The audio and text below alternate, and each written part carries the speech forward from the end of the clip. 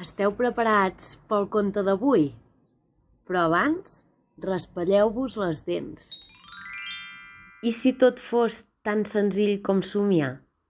Somiar, imaginar com a possible o realitzable alguna cosa que no és d'esperar, de molt difícil realització. Una òliba que compta estrelles, ratetes que volen i guineus que canten per fer sortir la lluna. Deixa que et vingui la son, deixa que et vingui la imaginació i potser, així, tornaràs a ser un nen. Deveu pensar que aquest és un terrat normal, oi? Doncs no, aquest terrat és màgic.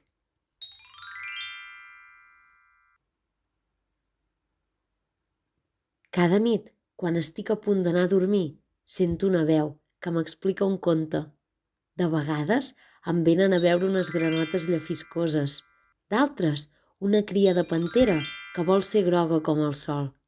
De tant en tant em ve veure una òliba que li encanta menjar formatge i, si no, unes ratetes petites que volen aprendre a volar.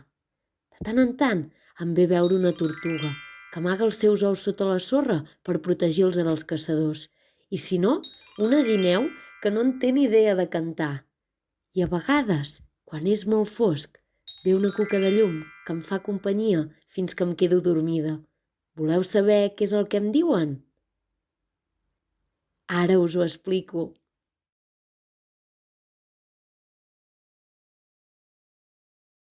El tresor de les granotes.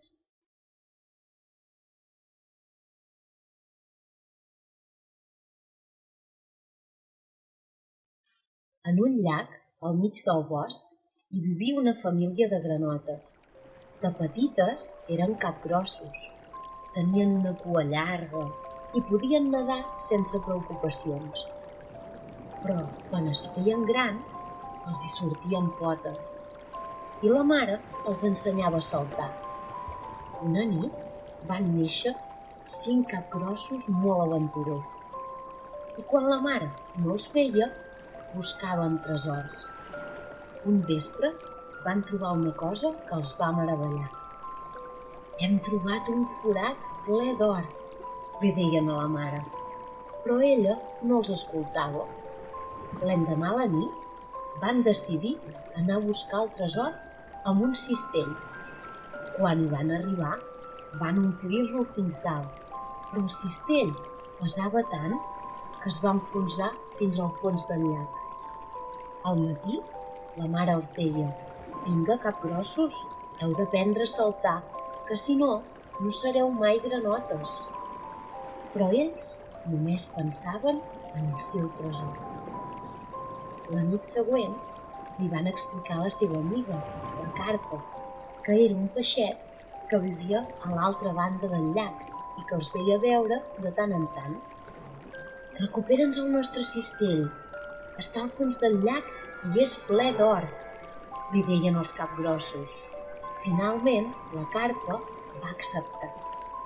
Van nedar tota la nit al fons del llac, però només va trobar un cistell buit. «El cistell és buit, ens has robat l'or», li deien els capgrossos enfadats.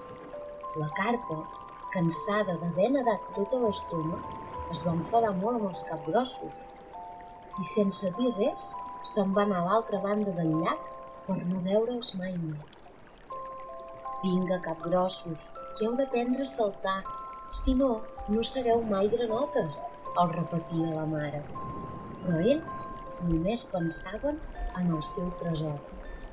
Amb el temps, els capgrossos van perdre la cua i els hi van sortir les potes i van aprendre a saltar. I una nit, des de sobre les pedres, van recordar-se de la seva amiga. «I si anem a buscar-la per demanar-li perdó?» I així ho van fer.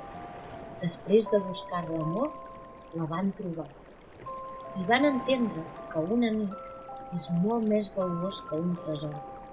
Ara, les granotes ensenyen a la carpa a saltar per sobre de l'aigua i han entès que el tresor que havien vist no es podia agafar.